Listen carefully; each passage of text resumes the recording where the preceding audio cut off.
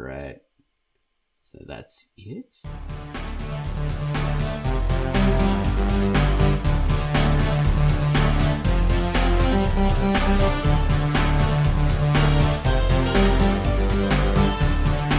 Hello and welcome to the Quackcast. This is Quackcast number 403, and this is the Drunk Duck Quackcast. I am Ozone Ocean, and with me is Tansri. Hi, Tans. Hello. And Mr. Baines. Hello. Hello. And this week we're going to be talking about serialization versus episodic methods of storytelling and everything in between. And, you know, the right tools for the job for telling a story. But, all based on Tans's news post for the week. And yeah, thank you very much for listening to the Drunk Duck Quackcast. And I should say that if you want to see video of us, then kindly contribute to our Patreon. Support us, because we appreciate our supporters. And you can watch a little video of actually what we look like. And have a quick... Yeah, if you dare, and have a quick précis of the Quackcast to come.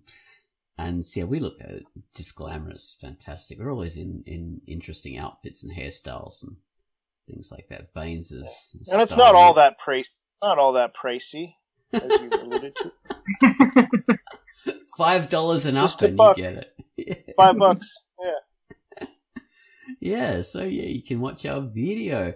And, of course... price of a cup of coffee, as every stupid person says. Yeah, an expensive cup of coffee. I just said stupid. I actually like that. Cup of coffee. Cup of coffee. Couple of coffees, and there you go. Sorry, man. Go ahead. Cheaper than coffee and cake. And you can, of course, listen to us on our lovely Quackcast player on the site. And we were also on Stitcher and TuneIn Radio. And YouTube as well. And probably a couple of other things.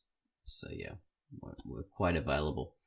All right. Well, let's get to the what do we have first? The featured comic. Okay, so the featured comic this week was something I featured, and it was called Lost Honey. Ooh, sounds sexy, but it's not. So take it away, me with Lost Honey. But it's not. Hello, I'm Ozone Ocean, and my feature for the week was Lost Honey. A poor centaur finds themselves drowning in a river, only to be saved by a taciturn creature similar to its own kind, but as dark as a shadow and as full of arrows as Saint Sebastian. This is a gorgeous-looking fairy tale fantasy about centaur creatures in a dangerous, enchanted forest. Please enjoy the strikingly beautiful art here, all done with traditional media. The art is truly exceptional. Fleabites, who's the creator, has gone above and beyond to create it. Colour, form, tone, shape, texture, all are lovely, let alone the actual representational imagery. It's just gorgeous. It's almost Art Nouveau in a lot of respects, sort of, you know, that mucha level of just gloriousness, the curves and the lines. And it's hard to believe this is all done with traditional media, because it's so much more challenging to do this kind of thing, especially the individual shapes and lines and faded areas. That is so tricky to do. It's so much easier to do with digital media, most of these things, because you've got a larger safety net. But when you reach this level of complexity in artwork, it's very hard to go back when you're doing, you know, watercolors and inks and things, as this must clearly have been done with. It's just striking. The story is quite interesting. It's very simple just because there are two characters, so there's not a lot of complexity in it. So far, that we're only like about 19 pages in, I suppose. And there still seems to be honey on this character's back, so I don't know if it's lost yet. But it's good because it's, you know, even though it's simple, it's nice and neat and tight. And your really interpreting a lot of the story through the actions of the characters and the imagery, as you should, because it's so gorgeous and delightful. Wordy, heavy, dialogue heavy comic, if it was done that way, would sort of detract from this delicious artwork. So it really plays to its strengths. Anyway, I hope you enjoy Lost Honey by Flea Bites, and it's rated E for everyone, so check it. And that was our featured comic, Lost Honey. Lost Honey. Okay, so after the beauty of Lost Honey, now we have the beauty of Gun Wallace's music for this week. And this week, Gun Wallace has given us the theme to Belle Star, which was the comic I featured last time. I mean, you got, of course, Quai featured the comic in the last podcast, but before that was Belle Star by me. Alright, so a cold sun rising over an alien land, liquid fire spreads across the plain, chasing shadow, banishing darkness, lighting the way for our heroine. Belle Star, gird your loins for battle. Success is the only option. So take it away, Gun Wallace, with Belle Star.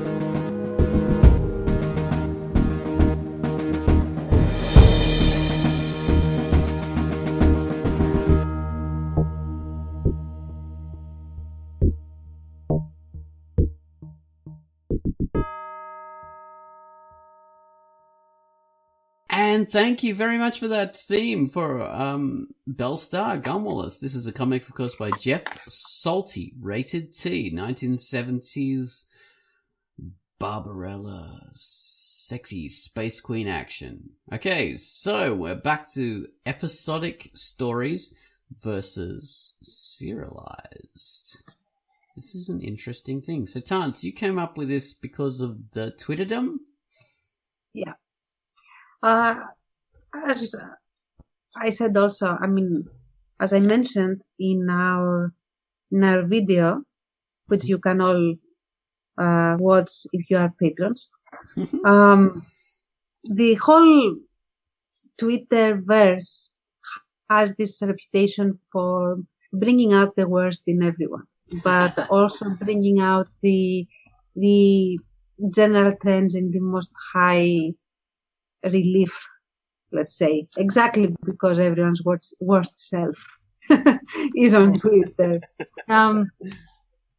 So the thing is that I noticed a very consistent trend, not only in assorted users, including fans and authors or creators, but also in production companies to serialize stories. And when they reinvent or they reboot franchises that, for example, used to be episodic, they even force the story to become serialized, even though it wasn't perhaps designed that way originally. It was conceived to be a serialized show, in the sense that the shows focused more on the interplay of the characters being put in different situations in every episode, rather than have the characters go through a series of episodes in order to resolve one overarching story.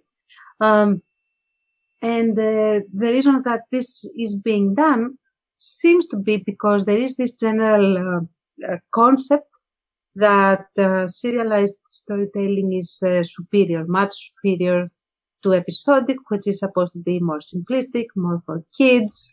And, if you are, sitting at the cool kids table, you're not supposed to like it. Which I think, as I said in that video, that is in our Patreon, no product placement here, that I think it's insulting do the whole concept of creating a story. And it's like basically having an array of tools in your kitchen and trying to rank your different tools at whether they are more or less superior, like what is more superior, the fork or the spoon, and like that. So I think it's something that shouldn't be done because both approaches have strengths and offer themselves more depending on the type of story that you want to tell and the focus that you want to have in the way you want to tell it, rather than, one being simplistic and the other being the advanced, the sophisticated thing. So that was basically the premise. Might be a business sort of oriented thing also, like to keep people watching more. If you can grab their attention for one, then they kind of have to watch the next episode to get the conclusion of the cliffhanger or the continuation. Well, it's how soaps survive. Right. You sort of have to keep... So it's a different version of that. Like you sort of keep someone watching. Whereas previously, I mean, I know from watching the behind the scenes of Deep Space Nine, which was maybe 20 years ago, was on TV, they had a lot of trouble convincing their higher-ups to let them do any serialization. I think at one point they did a 5-episode serialized thing, like a little story arc. And it took a lot because, again, for packaging or whatever. I guess the theory was they wanted to be able to show episodes in any order in syndication, which that seems weird to me. Like, why? Why do you need to mix up the order of episodes? But maybe also so people could dip it. I don't know. It was way more episodic focus, and the pressure was to be episodic. It's kind of interesting to hear you say it's kind of changing now. Yeah, well, you have different markets. So if you're doing, like Tant said, the whole binge watch thing, the Netflix stuff, how you can watch an entire season in one go. Right. And, of course, a lot of the other networks, not just Netflix. Now everybody's got a streaming service. Whoever's got a streaming service, they allow that. And that means it's like watching one long episode, yeah. So there is definitely a business idea for it. But I think as a writer, from that perspective, doing a long serialized thing is actually so much easier and so much more fun because you can just run on. You don't have to chop things up. Doing episodic stuff is far more advanced as for a writer to do because it's far more difficult. There's a lot more levels of barriers and problems to overcome to do something, to chop it up into episodes than there are to just create one long story. It's far more easy to do. I mean, just think about it. It's like, you just write one episode and then chop that up into little pieces, and then you've got a serial. That's how it is. I think that... Yeah, go ahead. No, please, you go ahead. Well, so we've all written comics and stuff like that, and we all know that, like, for example, writing an ending is really hard. So to structure something and have a beginning where you set up this kind of problem, and then the character stuff that goes along with it, and then to kind of have a twist that's not completely predictable and isn't out of nowhere, like it makes sense, and then to resolve everything, which is the toughest part of writing. I think a lot of people feel that way. That's really tough. Yeah. So to do that, to compress that all into one episode and do it kind of 10 times or 24 times or whatever it is, like that is it is challenging. The serialization thing lets you sort of decompress everything and let it kind of can be a little bit lazier. I agree with that. Well, look I would say that it's a different challenge because, like what you very correctly said about the episodes, it's very, very hard to make concise, short, well-rounded and satisfying stories packed into like a 30-minute or a 1-hour episode. as opposed to being able to leave it at the cliffhanger and continue on in the next hour. But in the same token, the challenge in the serialization is to not draw it out in all the wrong ways and thus make it boring. Because a scene that in an episode you actually want to keep it super brief, now you have to expand it in order to finish, to cover for runtime, for example. I think that each approach has different challenges, and it requires the same level of skill in order to make it compelling in either format. Just you need to focus on different elements and different demands that each style of storytelling has, rather than one is lazy or one isn't. Well, I think it allows you more freedom, so it does make it a little bit easier. Well, say my style of writing, when I do like Pinky TA, I do these long form episodes, so I'm more doing like a serialization in that way. You know, my like maybe 30 pages, maybe 40 pages makes up an episode, and I just run on. And compare that to someone who does a 3-panel or a 4-panel comic strip. That is far more challenging to write. To do that, to have that so compressed.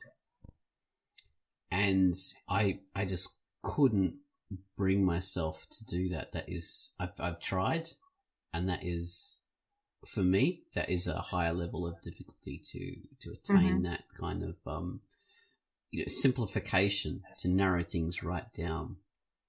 Well, yeah, of course, to know how to redact, in a sense, content and still keep the form intact is hard, of course.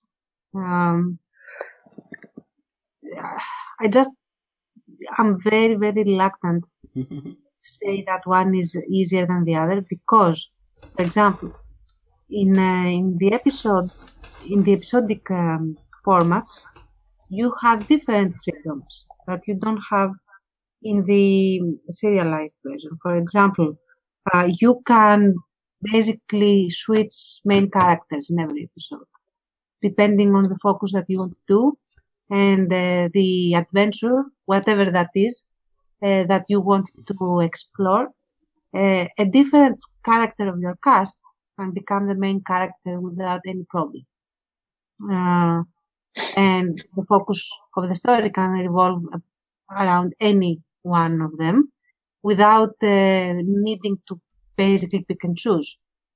In a serialized story, though, you can't really do that. You have to pick who are going to be your main characters that are going to be driving the story, and you have to stick with them so that the audience will have the same point of reference as the action and the plot progresses. If you allow your story to focus on way too many characters, then the audience runs higher risk of becoming lost on the stakes and who to follow and things like that. So, for example, in the episodic format, you have free reign to do whatever you like with your cast and with your situations. You don't need to plot ahead for 20 episodes. You don't need to lay out everything from the get-go in order to create a properly serialized show and not have it end up like Lost. Right. Whereas in the serialized show, you cannot get away with that really, because you will have continuity things. You will have your fandom picking out everything and calling you out, like, if he is doing this, but 30 episodes ago he said that this cannot be done, and and what's up with that? Are you retconning things? And get the pitchforks against things like that. So what I'm saying is, is that one format might come easier to an author as opposed to the other, but the format itself isn't for lazier ones or for more industrious ones or for more capable ones. It's just a different set of demands for everything. It gives you more way. It's more forgiving in certain things and less forgiving in others. Yeah. I mean, like just like you don't have to write an ending for every episode necessarily. You also, in an episodic, you have a new chance every time to, okay, well, that last one didn't work out really, but now I have a fresh start using your same premise, or like you said, focus on a different character, or even if you have the same characters, you're like, okay, well, it's a clean slate. Like we can try again and do a new story, so you definitely have upsides there. People will still pick at continuity, in some, even an episodic show like Star Trek used to be, obviously the fans, although, I mean, Cheers or something like that, people aren't going to really look at continuity as much, like, hey, well, Cliff Clavin said he had a sister. Now he doesn't, or something. No one's going to care about that. Well, there is a certain artificiality of the idea of serial versus episodic, because most episodic things are actually have serial elements that do carry on, even sitcoms. And they'll creep in right after over time. Yeah. And especially now, more and more they're designed to be that way. But, like Star Trek, you were saying, Deep Space Nine went to the more serialized kind of thing and expect longer stories. Hello? Yeah, we're still here. But say even things like Star Trek The Next Generation still had serialized elements that would carry on. There was continuity. And characters would develop over time, and it rewarded long-term viewers in that. Things would they were in there. I would say that show was I don't know, I can't give a percentage that is accurate, but I'll just pulling that out of my butt. 75% episodic, or even 80% episodic for Next Generation, and a bit of continuity. Like you'd have elements come back, you'd have Tasha Yar come back. You'd have, little things like, oh, remember this? We'll bring it back. It was very slight. I would say other than Data and Worf, the characters didn't really develop all that much. No, you had quite a bit of growth. I mean, say there was the relationships between characters would grow. So we've got Dana Troy and Riker, and then Dana and Worf, and all sorts of things. So you have relationships growing over the course of the series. But it was so slight. Yeah. On that show. Yeah. Not to quibble about just that show, but it was there, and it was rewarding for viewers. Mm-hmm. And especially if you watch a whole lot of those episodes at once, like, people do it, like, as we were saying before, like they'll binge, then that becomes a much bigger thing to you. Mm-hmm. And there are so many of those little things. There was also, like, I remember I used to be, like, I think everyone knows by now that I used to be a big MacGyver fan, like the old one. The new one, okay. That doesn't exist, Chance. There's no such thing as a new MacGyver. No. Yeah, there is. Like, it's like a very remote, fabricated, artificial taste of MacGyver, maybe sometimes. But anyway, the one MacGyver series rewarded you with not necessarily the character development, because MacGyver remained MacGyver. He didn't really change in his views or in how he reacted to things, but it rewarded you by giving you more insight into his character and how he came to be the way he was the more you watched the show. So every single episode that was, you could watch it in any order, didn't really matter in every season. But every single one gave you a little tidbit about his background or about the things that had happened to him. And so you got to discover this character that you supposedly, I mean, if you watched, you liked this character. So you got to discover this character and how he developed to be the way he was, rather than watch him develop from, point zero that we never see him. Yeah. So, and actually that was very, very effective, because usually it was in parallel with the challenge that he was currently facing. So you had the flashback go in parallel with the current events, and the challenges were very emotionally interlinked. Yeah. So it gave you the feeling of a pseudo serialization, in a sense, right? Because it built the character. It gave you new information that you kept with every other episode that you were watching. And even though they didn't always reference to the new information that you had learned, you as the fan, you as the viewer, would project it on, the reactions that you were watching and the things that you were generally witnessing on the screen. And that gave a new flavor without needing to actually serialize it, which I think was a masterstroke, actually, considering. Yeah, builds up a picture of the character.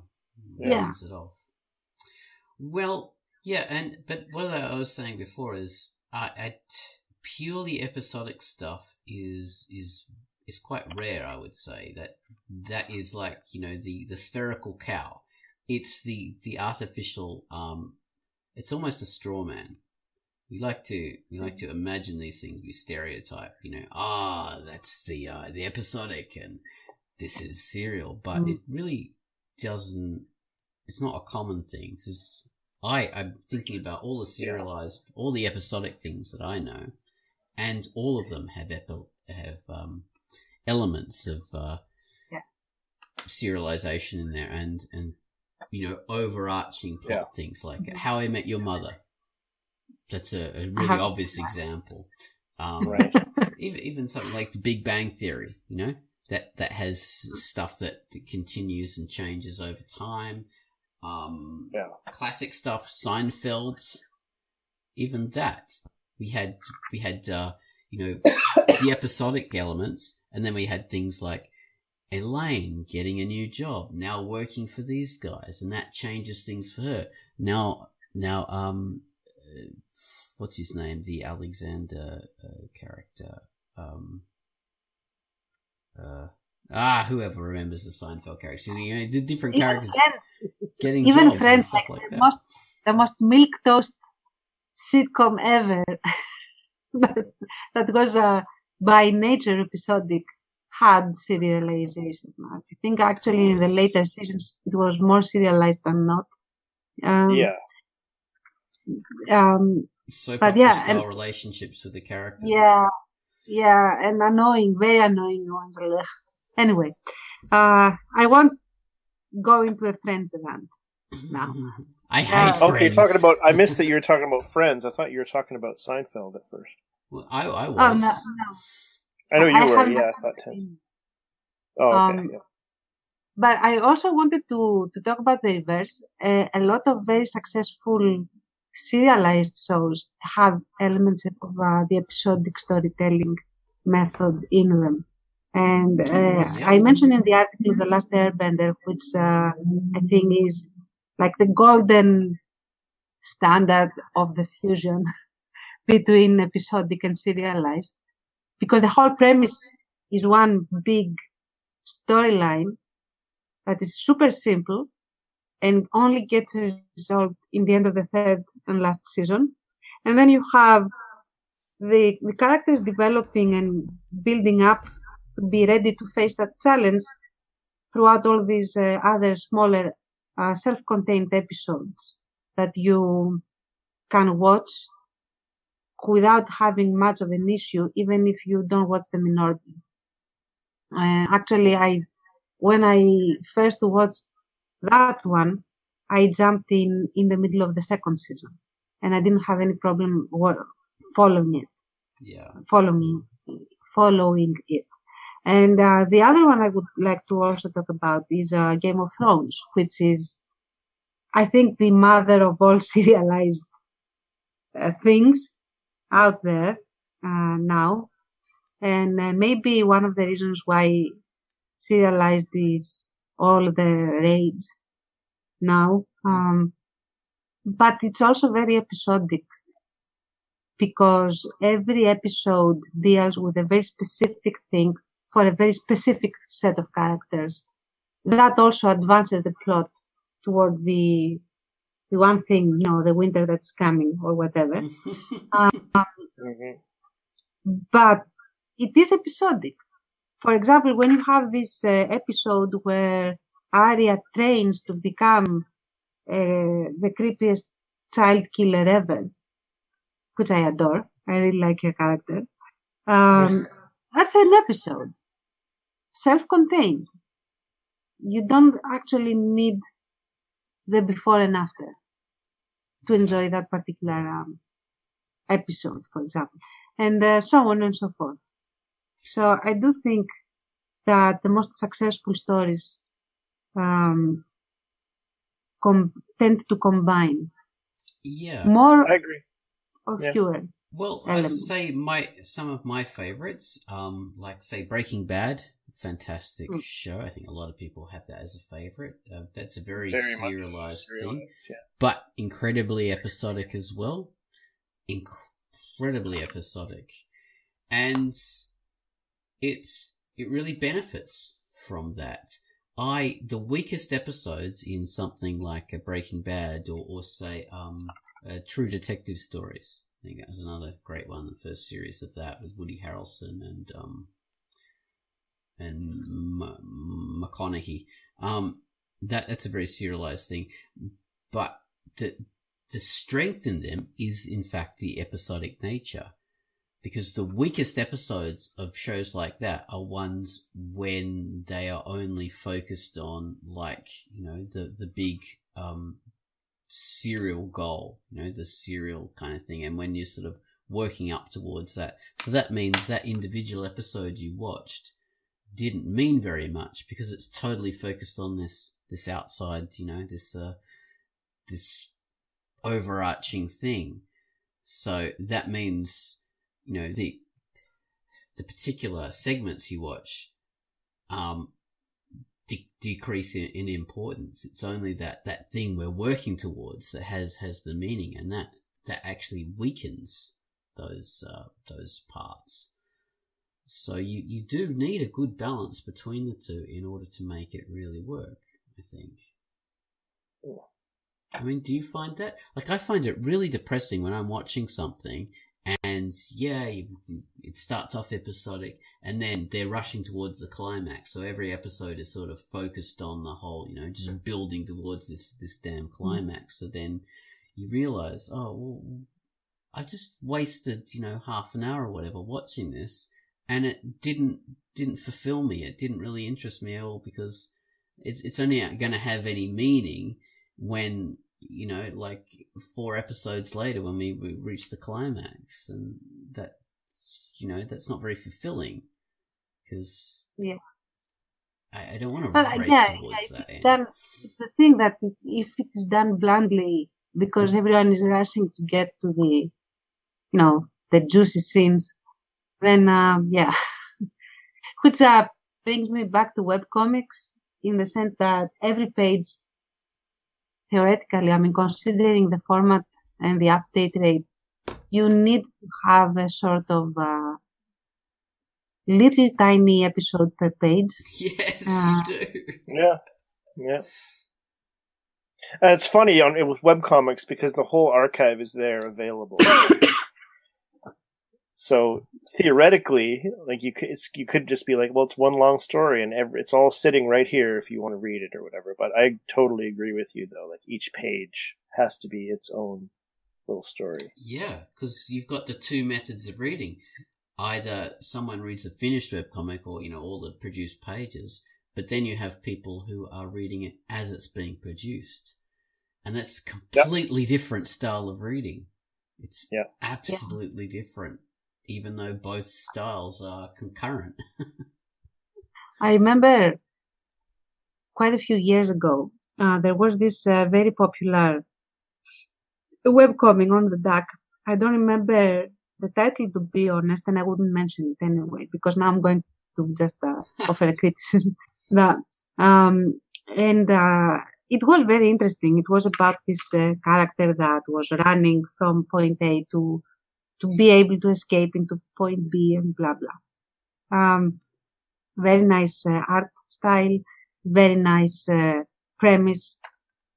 But the creator spent, I think, must have been 10 pages showing on every single page every minute movement the character was making in order to take off their jacket and jump through a bathroom window. So you had a panel where they were unbuttoning the jacket, a panel where they were taking the jacket slightly off, a panel where they were tossing the jacket to the side. That was one page. Then a panel where the character was stepping on the toilet, with a panel where they were putting pressure on the leg that was stepping on the toilet. Oh, A panel of the hand opening the window. So I think I remember this comic, actually, yeah. you know, oh my God, it was like I wanted to just commit. In Greek, we have this expression when you are so bored that you want to open your veins. You're right. Just to make something happen.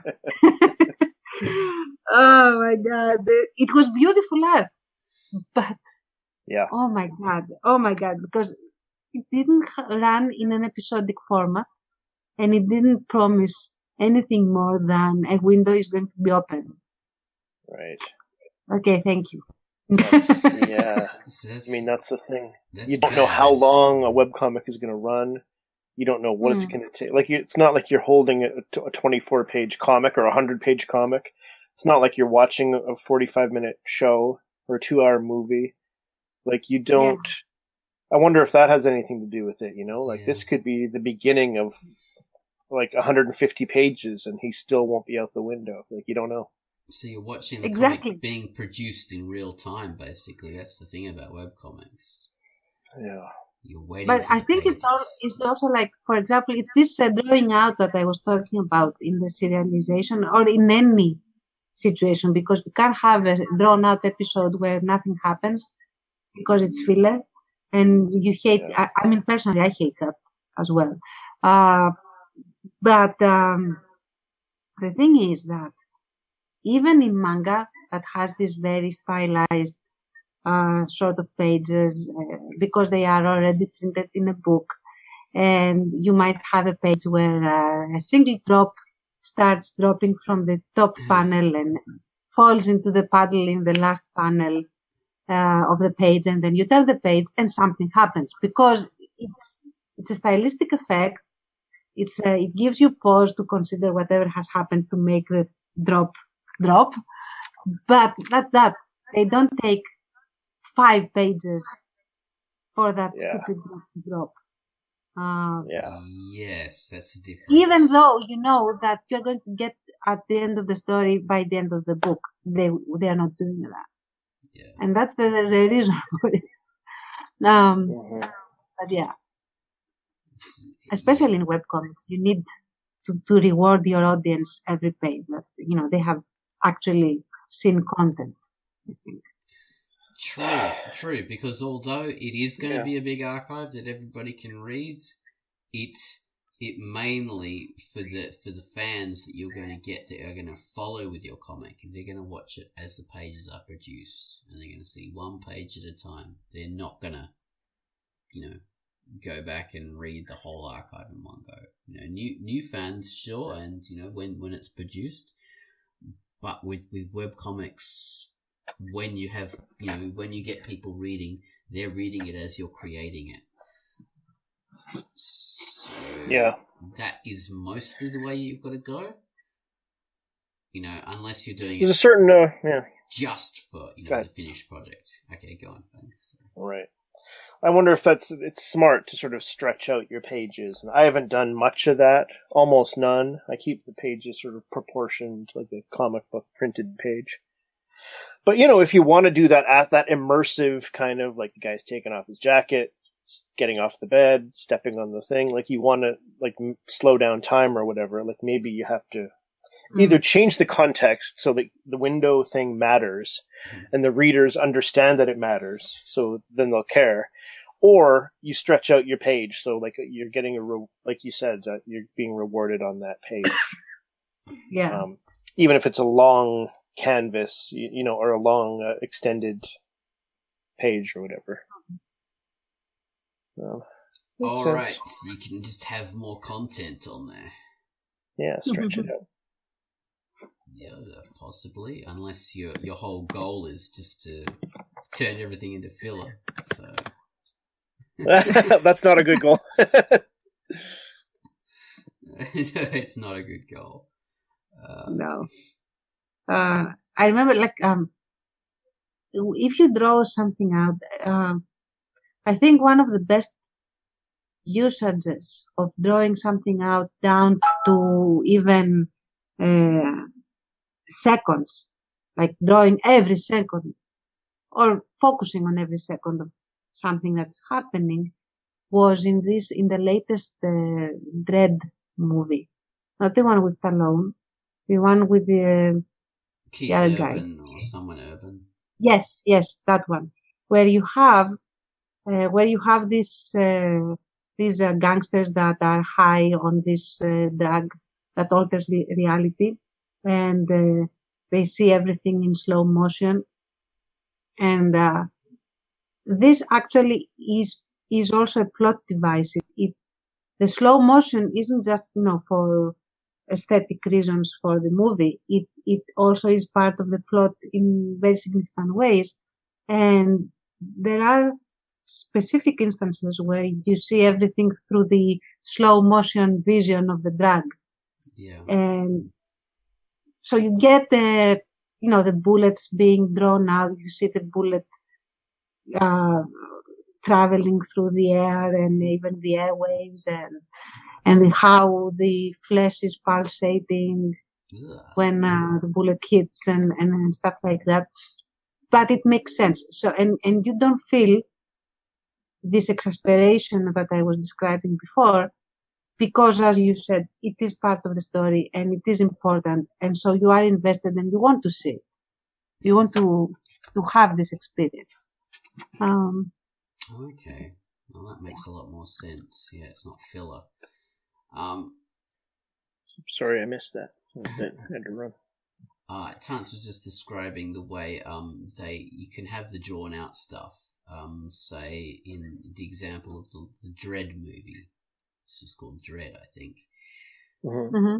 It was the latest Judge Dredd film, where, you know, people are high on a drug, and because of that, they see time slowed down. And, right. You know, that's just part of it's a plot element. Yeah, so it's appropriate.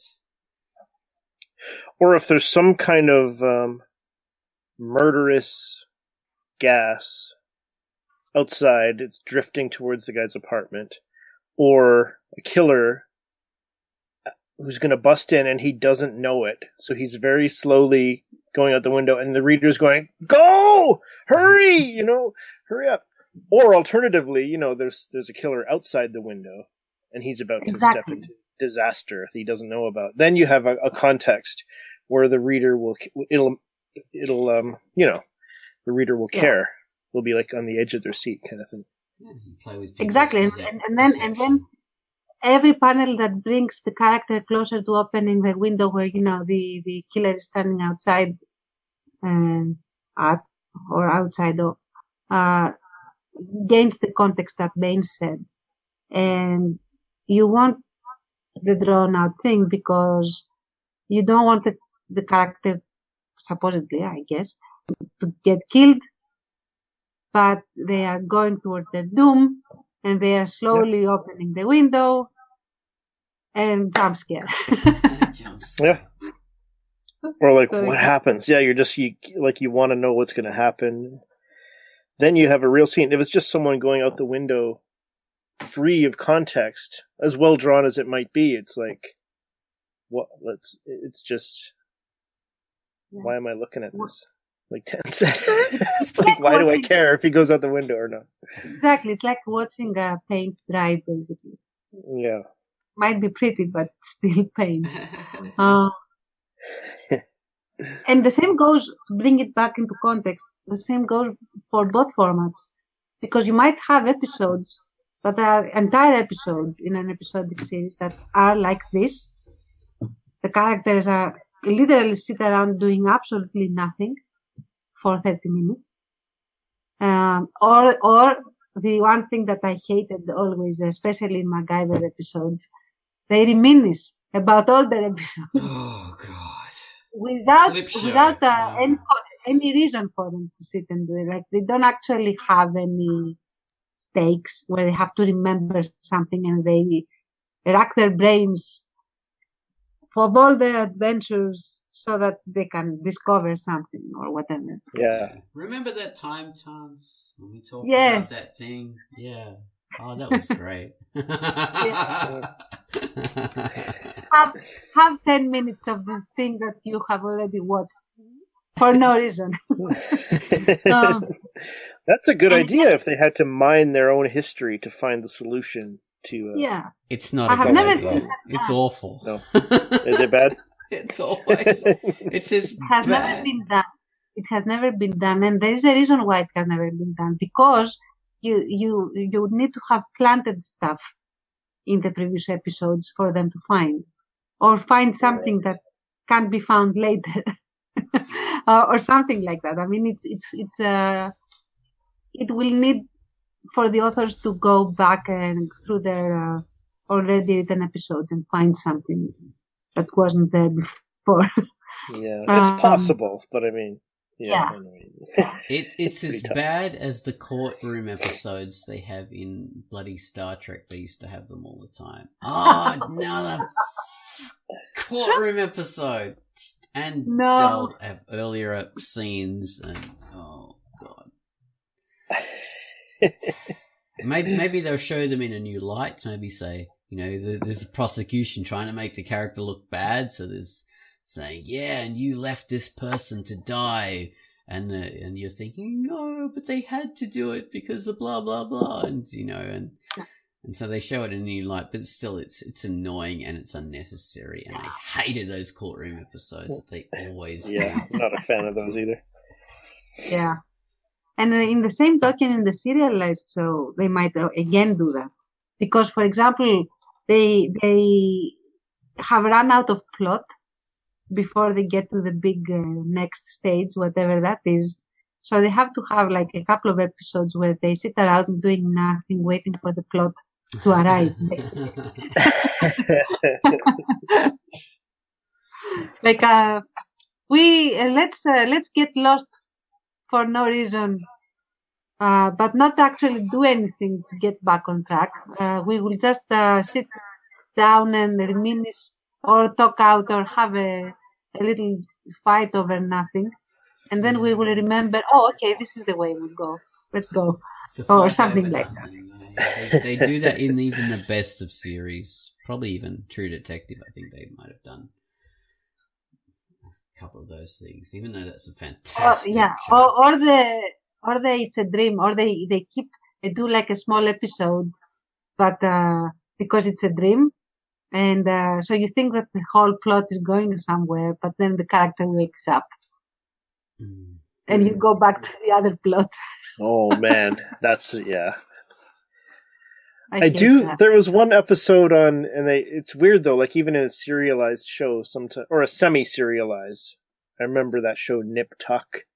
This is not a recommendation of that show to anyone listening. But, no, it wasn't. Yeah. But they did one episode in the first or second season where it was a complete, a character got hurt, and I guess she imagined, or she got visited even by a vision, and she said, like, what if I had married this character instead of this character. She was married to one of the main characters. So if she had married this complete opposite guy, what would life have been? And there was this alternate reality episode, and it was probably my favorite episode of the series. Wow. Mhm. It was really neat to see. I loved seeing all these characters in a completely different context. Everybody was different. I really liked it. Not that a standalone episode has to be that.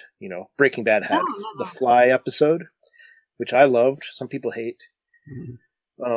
Where it was all like the sort of larger ongoing story completely went away. All the continuity, not the continuity, but that kind of bigger plot thrust went away, and you're just centered in the lab with Walt and Jesse for the whole episode.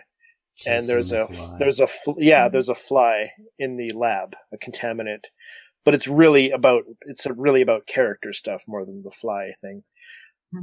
Walt's guilt, his kind of obsession, just a sort of OCD to the max kind of thing, and the pressure, and some secrets between Walt and Jesse. There's a lot of amazing.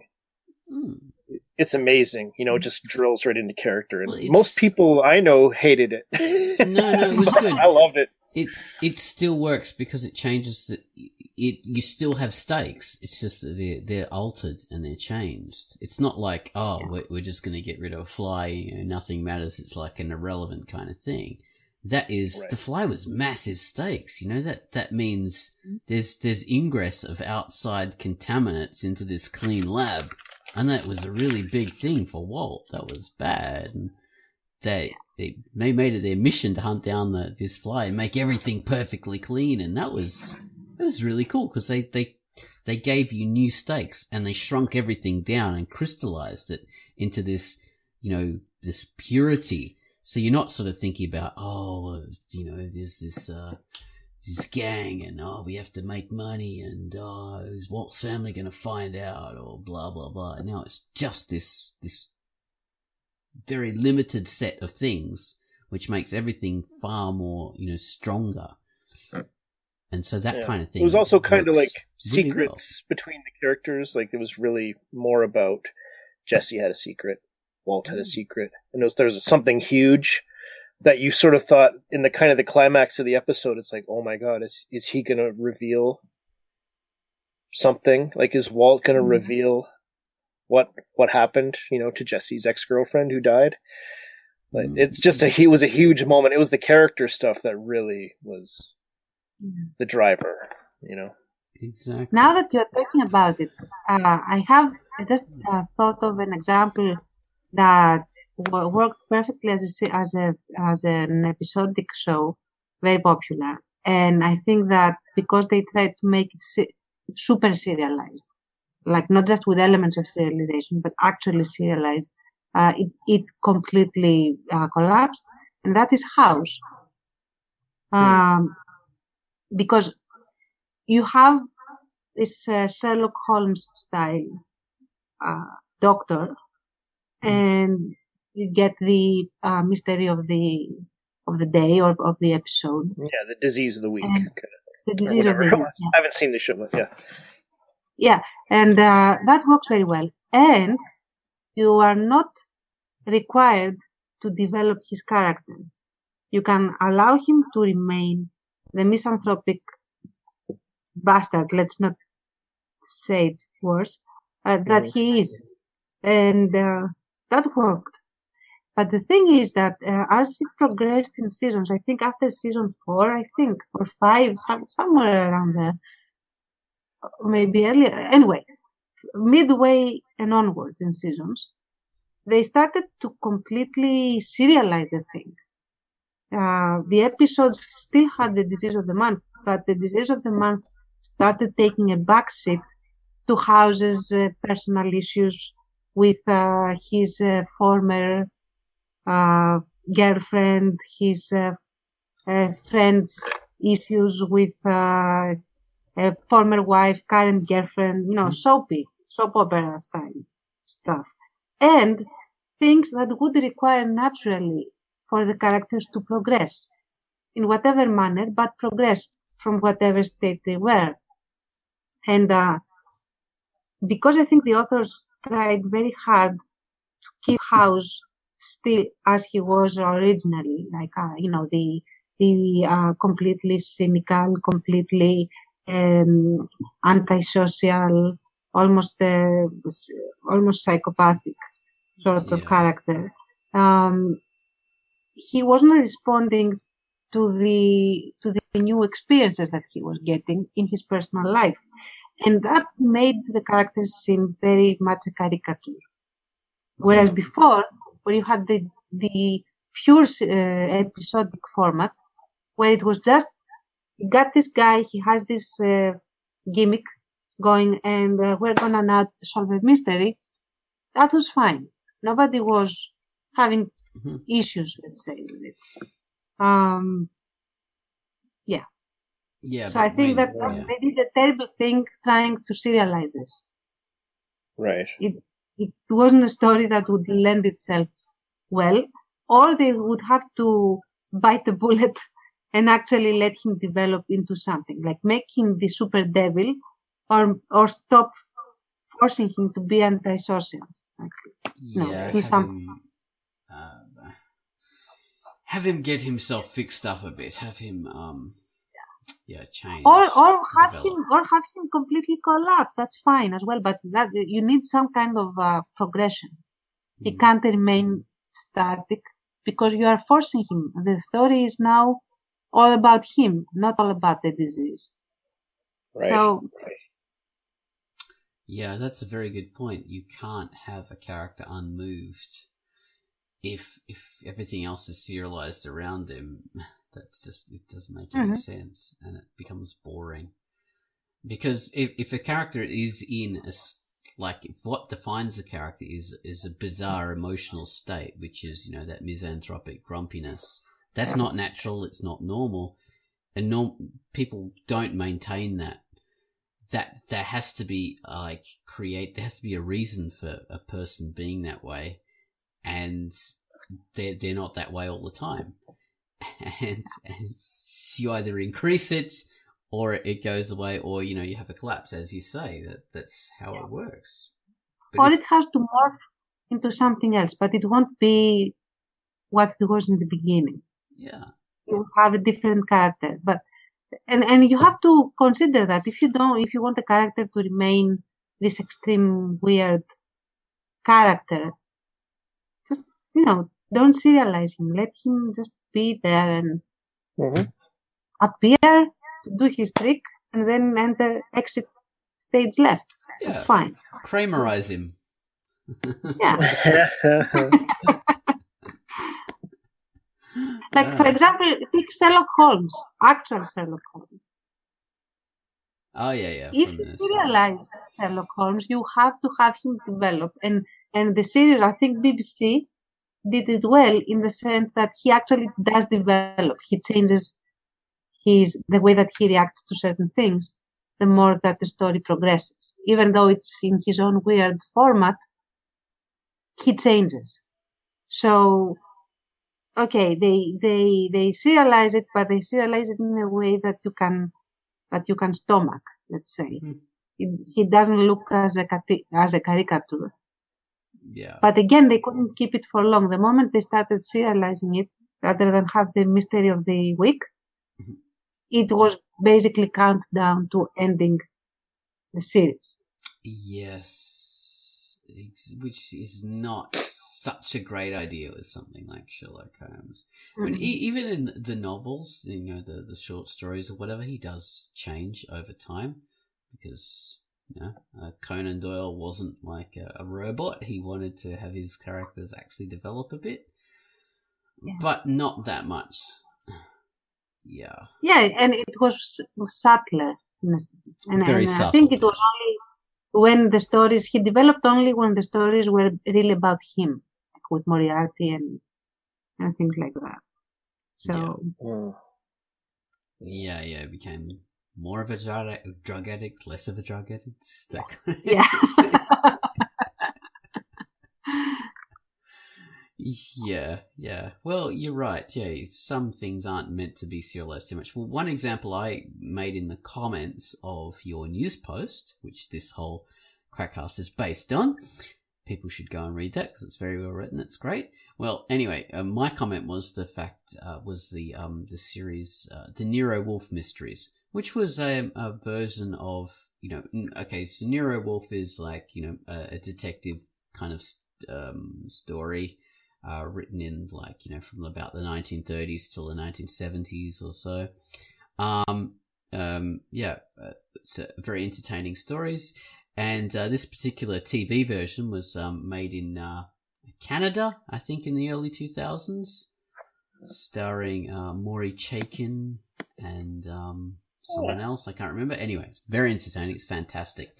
But the thing is, this is highly episodic in nature, and they don't like give two craps about, you know, people being like, you know, the serialization aspect, in that things aren't even done in chronological order. So you'll watch one episode that's set in the 1950s, and then the next episode will be in the 1940s. Then another episode will be in the 1960s, and then back to the 30s. You know, it'll just do that, but it doesn't matter, because what you are interested in is the characters. It never gets formulaic, because, you know, the whodunit kind of mystery kind of aspect is just totally random. And that's as a background to the characters and the character interaction and the dialogue, which is the most important thing. So, and that does develop the characters over time, because, you know, no, they never go back to zero, you know. Oh, the characters are, you know, in their manner. What mystery are they going to tackle this time? They never go back to zero. They just go back to, you know, things develop in their own way, and then that episode is finished, and then we're off to another episode, you know, where things are going to develop, because these are episodes out of these characters' lives. So it's, yeah. So that's basically what you're doing. You're showing an episode from the character's life when they have, you know, a whodunit to solve, but you're not having to, you know, go back like a traditional 80s sitcom kind of thing, you know, taking people back to zero. So yeah, it's a really weird way of doing it, but it's far more episodic than it is serialized, and it's done really, really well. And I would highly recommend this, because of the quality of the writing is so good that it makes the characters. So yeah, you don't need something to be serialized to be compelling and watchable and make you really want to see the next episode. That's right. A total myth, and it's idiotic to imagine that.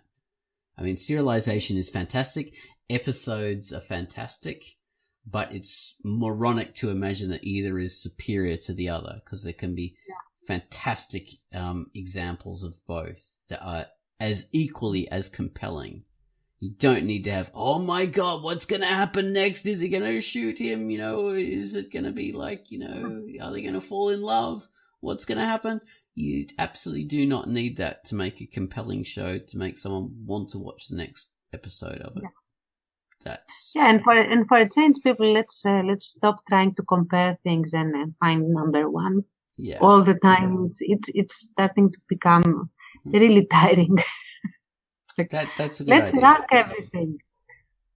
Yeah, serialized things are fantastic. Episodic things are fantastic, and they're both just as good for binge watching. There's really no difference. It's just what you feel like at the time, and that neither one is like, oh, this is baby stuff, oh, this is more advanced. No, I mean, thinking that way is childish. It's whatever sort of fits your mood. And if the thing is well done enough, then it doesn't really matter at all. So yeah, that's